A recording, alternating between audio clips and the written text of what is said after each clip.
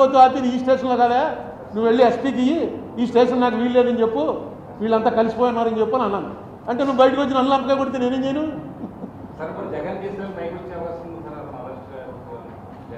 జగన్ కేసులు పైనే ఉన్నాయి, పైకి వచ్చే అవకాశం ఉంది. అరెస్ట్ ఉండదండి. ఇంకా చాలామందికి ఉన్నటువంటి ఒక ఇదేంటంటే అరెస్టులు ఎప్పుడు చేస్తారు? రిమాండ్ ప్రిజనర్స్ ఉంటారు, కన్విక్షను. రిమాండ్ ఎప్పుడు ఇస్తారంటే ఈయన బయట ఉంటే సాక్షుల్ని ప్రభావితం చేస్తాడన్నప్పుడు, అది ఛార్జ్షీట్ వేసేవరకే. ఇప్పుడు ఛార్జ్షీట్లు అన్నీ వేసారు కాబట్టి ఇంకా ఆయన్ని సాక్షుల్ని ప్రభావితం చేయటం ఉండదు.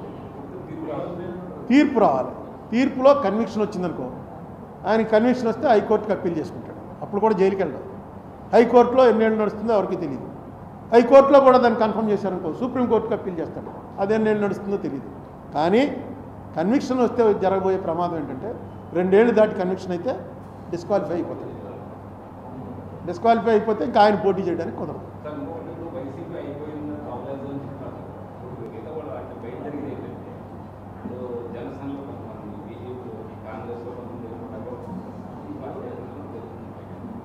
పోతారు కాదు. మీకు ఒకటే తెలుసుకోండి, ఈవేళ ఉన్నటువంటి రాజకీయ పరిస్థితుల్లో లీడర్స్ తోటి జనం లేరు. జనం ఉన్నది పార్టీస్ తోటి ఉంటున్నారు. ఆ పార్టీలో లీడర్ ఈ పార్టీకి మారినా, ఈ పార్టీ లీడర్ ఆ పార్టీకి మారినా, ఆఖరి నిమిషంలో ఇటేపు నుంచి అటేపు వెళ్ళిపోయినా అక్కడ వేవే మారట్లా. ఇదేంటారు నిన్నటి వరకు జగన్మోహన్ రెడ్డిని పొగుడుకుంటూ వెనకాల తిరిగినవాడు ఈవేళ సడన్గా వచ్చేసి నేనే టీడీపీ అంటున్నాడని అవ్వడం చోట్ల చూస్తే చంద్రబాబు నాయుడు మొహం, పవన్ కళ్యాణ్ మొహం, ఇక్కడ జగన్మోహన్ రెడ్డి మొహం. నెగ్గితే వాళ్ళు నెగ్గినట్టు, ఓడిపోతే వాళ్ళు ఓడిపోయినట్టు. మీ మిగతా ఇండివిజువల్స్ వల్ల ఏమన్నా ఒక 2 to 3% డ్యామేజ్ ఉండొచ్చు, ప్లస్ ఉండొచ్చు.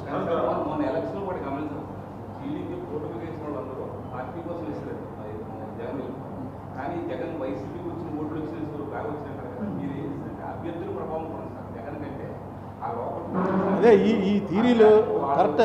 ఈ థీరీ ప్రూవ్ చేయలేని థీరీ. కేసీఆర్ని అదేగా అన్నారు, అభ్యర్థులు మార్చుంటే నెగ్గును, మార్చలేదు కాబట్టి ఓడిపోయాడని. ఇది ఏది కూడా ప్రూవ్ చేయలేని థీరీ, అయిపోయిన తర్వాతే చెప్తారనమాట. కానీ ఒకటి మాత్రం, మొన్న ఇది జగన్మోహన్ రెడ్డిని దించటమే ఈ ఎలక్షను, ఇంకా మిగతావన్నీ పక్కనెట్టండి, జగన్మోహన్ రెడ్డిని దించటమే ఈ ఎలక్షను అని ప్రజల్లో ఆలోచన మార్చినవాడు మాత్రం పవన్ కళ్యాణ్. ఎందుకంటే ఆడు బీజేపీ ఎలియన్స్లో ఉంటూ వాళ్ళతోటి కన్సల్ట్ చేయకుండా ఇక్కడికి వచ్చి జైలు దగ్గర ఆయన ప్రకటించాడు. ఆ ప్రకటించడంతో ఓకే వాళ్ళు వచ్చినా రాకపోయినా పవన్ కళ్యాణ్ వచ్చేస్తాడు రా మనతో. పవన్ కళ్యాణ్ రావటమే నేను అనేకసారి చెప్పాను, డెడ్లీ కాంబినేషన్. కాపు కమ్మ కలవటం అనేది చాలా డెడ్లీ కాంబినేషన్. అది అనౌన్స్ అయిపోయింది. తర్వాత మరి ఎవరు కాళ్ళు చెప్పానుగా, కాళ్ళు పెట్టుకున్నాడో ఏం చేశాడో కానీ బీజేపీని కూడా ఒప్పించి తీసుకొచ్చాడు. బీజేపీకి మంచిది అయింది. వీళ్ళిద్దరే వెళ్ళుంటే ఇంకా ఒక సీట్ ఎక్కువ వచ్చినేమో. కొత్త కేసులు ఎందుకు పెట్టరు? కొత్త కేసులు పెడతారు, ఎందుకు పెట్టరు?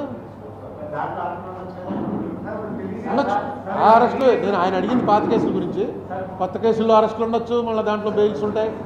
ఇవన్నీ ప్యారలల్గా రన్ అవుతుంటాయి. అంటే పవన్ కళ్యాణ్ ఒక మాట అన్నాడు, మంచి మాట అన్నాడు. అది నేను ముందు నుంచి చెప్తున్నాను మీకు. నేను మన రాజమండ్రిలో అనేకసార్లు చెప్పాను, పొలిటీషియన్స్ని అరెస్ట్ చేయొద్దు, పొలిటీషియన్స్ని వాళ్ళ ఆస్తులన్నీ జప్తు చేయండి అని తిరగడానికి వీలు లేకుండా చేయండి. జైలుకి వెళ్ళాడో వాడి పాయింట్లు. చంద్రబాబు నాయుడు జైలుకి వెళ్ళిన రోజునే మనం ప్రెస్ మీట్లో చెప్పాను, జైలుకి వెళ్తే గెలుస్తాడు అంతే. నువ్వు మనిషిని పెంచుతున్నావు, జైలుకి వెళ్ళిన మనిషి మీద సింపతి వస్తుంది.